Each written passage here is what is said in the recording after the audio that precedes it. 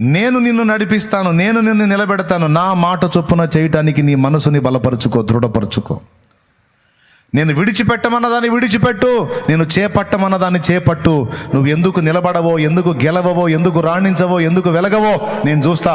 నా మాట చొప్పున చెయ్యి, నా మాట చొప్పున చెయ్యి, నా మాట చొప్పున చెయ్యి. కానీ నువ్వు చేయవు. నీ మాట దేవుడు వినాలన్న వ్యవహారమే తప్ప దేవుని మాట నువ్వు విని దేవుని మాట చొప్పున చేద్దామని నువ్వు తీర్మానం తీసుకుని అడుగులు వేసేది తక్కువ. దేవుడు అంటాడు, ఎందుకు నీ వైఫల్యం అంటే నా మాట చొప్పున చెయ్యని కారణం చేతనే. నీ మనసుకు తోచినట్టే చేస్తూ ఉంటావు, అందుకే నా కార్యములన్నీ అగచాట్లకు కారణం. నా ఐడియాలు ఏమండి అగచాట్లు తెస్తాయి.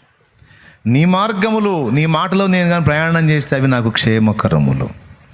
నీ హస్తములే నన్ను గెలవని, నీ చేతుల్లో నన్ను ఓడిపోని. దేవా, నేను ఎప్పుడు నిన్ను గెలవద్దు ప్రభా, నిరంతరం నీవే నన్ను గెలుచుదువుగాక, నీవే నన్ను గెలుచుదువుగాక. నిరంతరము దేవా నీ చేతిలో నేను ఓటమి పాలగుదునుగాక, ఓడిపోవుదునుగాక. ఇదే జరుగునుగాక, ఇదే జరుగునుగాక. ఆమేన్, ఆమేన్, ఆమేన్, ఆమేన్, ఆమేన్. ఇది మన హృదయ వాంఛై ఉండాలి బిడ్డ. మనం గెలవద్దు దేవుణ్ణి. ఒక సూక్తి గుర్తు రాసుకో.